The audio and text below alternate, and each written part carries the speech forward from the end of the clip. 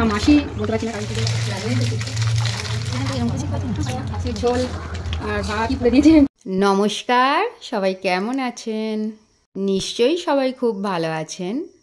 আজকে আমি আবার চলে এসেছি একটা নতুন ব্লগ নিয়ে।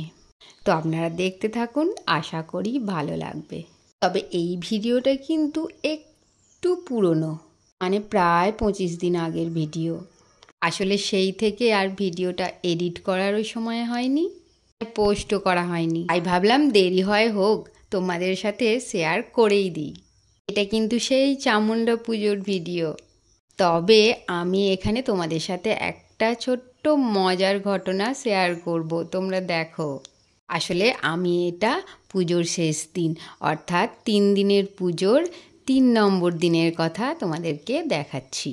তো পুজোর যেহেতু শেষ দিন, আমি তো ঠাকুরতলায় যাব বলে দেখো একদম সকাল সকালই রান্না কমপ্লিট করে ফেলেছি, মানে সন্ধেবেলায় ঠাকুর দেখতে যাব। তো মোটামুটি 7টা সাড়ে 7টার মধ্যে আমি সব কিছু রান্না টান্না সব সেরে কমপ্লিট করে সেজে গুজে, আমার মেয়ে দেখো সেজে বসে আছে, তো সেজে গুজে রেডি হয়ে গিয়েছিলাম। এই তো যেতে পারিনি, মেঘ ডাকছে, দেখা যাচ্ছে মেঘ।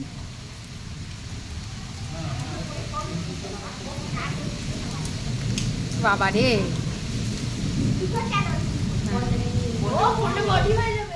তো তোমরা শুনতেই পেলে কেন আমি যেতে পারিনি রেডি হয়েও।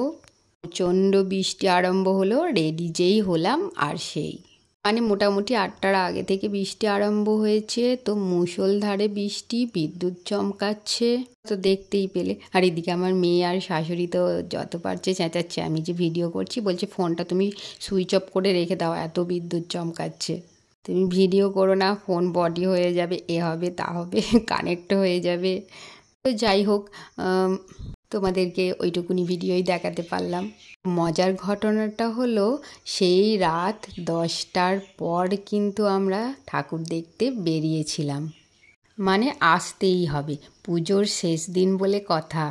আমরা যখন আসছি তখন দেখছি সবাই ফিরে যাচ্ছে, কিন্তু তাতে আমাদের থোড়াই, আজুক না রাত 10টা, কিন্তু এই দিনটা তো আর পাবো না।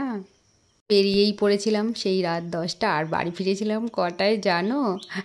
রাত 12টা প্রায়। আবার সেও এক মজার ঘটনা গিয়ে ঘটলো আমার বাড়িতে।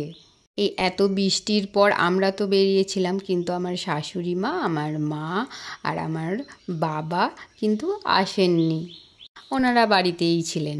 যখন এই মেলা টেলা ঘুরে বাড়ি পৌঁছালাম আর কলিং বেল বাজলাম, ওনাদের তো কোনো পাত্তাই নেই। ফোন করছি, ফোনও ধরছে না। প্রায় 20 মিনিট ধরে ওখানে অপেক্ষা করে তারপরে দরজা খুললো। তো খাওয়া দাওয়া করেও মেলা দেখতে বেরোয়নি। পর বাড়ি ফিরে খাওয়া দাওয়া সেরে শুয়েছিলাম। তারপরের দিন সকালে দেখো সবাই যে যার নিজের বাড়ি চলে যাচ্ছে। মেয়েদের, আমাদের সবারই মনটা একটু খারাপ লাগছিল। আজ এটুকুই, সবাই ভালো থেকো, আনন্দে থেকো, বাই।